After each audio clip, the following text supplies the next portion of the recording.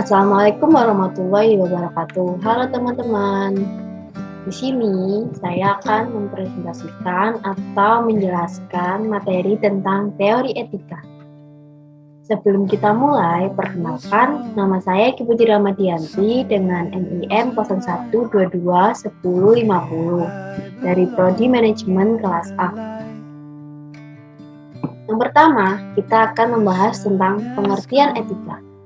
Etika berasal dari kata ethos dalam bahasa Yunani kuno yang berarti kebiasaan, adat, akhlak, watak, perasaan, sikap, atau cara berpikir. Berarti etika berhubungan dengan kebaikan hidup, kebiasaan atau karakter baik terhadap seseorang, masyarakat, atau terhadap kelompok masyarakat. Jadi, etika adalah sebuah ilmu yang mempelajari bagaimana berperilaku jujur, benar, dan adil. Etika merupakan cabang ilmu filsafat, mempelajari perilaku moral dan immoral, membuat pertimbangan matang yang patut dilakukan oleh seseorang kepada orang lain atau kelompok tertentu. Selanjutnya, kita akan membahas tentang etika sebagai filsafat moral. Etika sebagai filsafat moral tidak langsung memberikan perintah konkret sebagai pedoman tolak ukur yang siap dipakai. Etika dapat dirumuskan sebagai refleksi kritis dan rasional mengenai satu, norma, nilai dan norma yang menyangkut bagaimana manusia harus hidup sebagai manusia. Yang kedua, masalah hidup manusia dengan mendasarkan diri pada nilai dan norma moral yang umum diterima. Sehingga dalam praktik sehari-hari, dalam melakukan bisnis, bagi pelaku bisnis harus mengetahui norma-norma yang berlaku di mana kegiatan tersebut dilaksanakan. Selanjutnya kita akan membahas tentang macam-macam teori dari etika. Yang pertama adalah teori utilitarianisme, yang kedua teori deontologi, yang ketiga teori hak, dan yang keempat teori keutamaan. Yang pertama, teori utilitarianisme. Berasal dari kata Latin utilis yang berarti bermanfaat. Menurut teori ini, suatu perbuatan adalah baik jika membawa manfaat. Tapi manfaat itu harus menyangkut bukan saja 1-2 orang, melainkan masyarakat sebagai keseluruhan. Utilitarianisme dibedakan menjadi 2 macam. Yang pertama, utilitarianisme perbuatan atau act utilitarism. Yang kedua, utilitarianisme aturan atau rule utilitarianism. Yang selanjutnya kita akan membahas teori deontologi. Deontologi berasal dari kata Yunani theo, yang berarti kewajiban. Deontologi merupakan etika yang menyatakan bahwa yang menjadi dasar bagi baik buruknya suatu perbuatan adalah kewajiban seseorang untuk berbuat baik kepada sesama manusia. Selanjutnya kita akan membahas tentang teori hak. Teori hak ini merupakan pendekatan relatif yang banyak dipakai mengevaluasi baik buruknya suatu perbuatan atau perilaku seseorang atau sekelompok seseorang. Teori hak merupakan aspek dari teori deontologi karena hak berhubungan dengan kewajiban.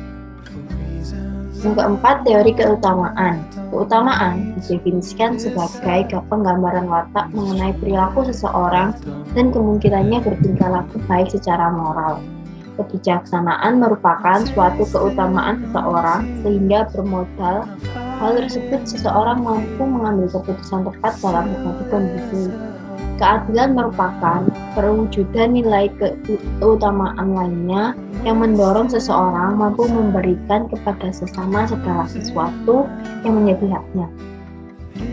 Yang selanjutnya kita akan membahas tentang prinsip dari etika. Yang pertama ada prinsip otonomi, yang kedua prinsip kejujuran, yang ketiga prinsip keadilan, dan yang keempat prinsip saling menguntungkan. Yang pertama, prinsip otonomi adalah sikap atau kemampuan manusia dalam mengambil keputusan yang bertindak berdasarkan tuntunan hati nurani dan kesadaran diri sendiri mengenai sesuatu kebaikan untuk diberikan kepada orang lain. Yang kedua, prinsip kejujuran. Prinsip kejujuran dalam setiap tindakan atau perikatan bisnis merupakan suatu keutamaan. Kejujuran diperlukan dalam penggunaan syarat-syarat perjanjian atau kontrak. Dalam perikatan perjanjian atau kontrak tertentu, semua pihak saling percaya satu sama lain bahwa masing-masing pihak membuat perjanjian atau kontrak tersebut dengan serius, tulus, dan jujur. Yang selanjutnya adalah prinsip keadilan. Tindakan memberikan keadilan terhadap keterlibatan semua pihak dalam bisnis merupakan yang paling utama. Prinsip keadilan perlu dilakukan agar setiap orang dalam keadilan bisnis secara internal maupun eksternal perusahaan diperlakukan sesuai dengan hak dan kewajibannya masing-masing. Yang keempat adalah prinsip saling menguntungkan. Kegiatan bisnis perlu memberikan keadaan saling menguntungkan kepada keterlibatan setiap pihak dalam bisnis. Hal tersebut merupakan cerminan prinsip keutamaan. Saling menguntungkan merupakan cermin integritas moral internal pelaku bisnis atau perusahaan agar nama baik pribadi atau nama baik perusahaan tetap terjaga, dipercaya, dan kompetitif. Yang selanjutnya kita akan membahas tentang perhatian pada stakeholder. Etika bisnis mengarahkan pebisnis untuk selalu memperhatikan kepentingan stakeholder dalam rangka melakukan kegiatan bisnisnya. Stakeholder merupakan kelompok gabungan antara internal dan eksternal.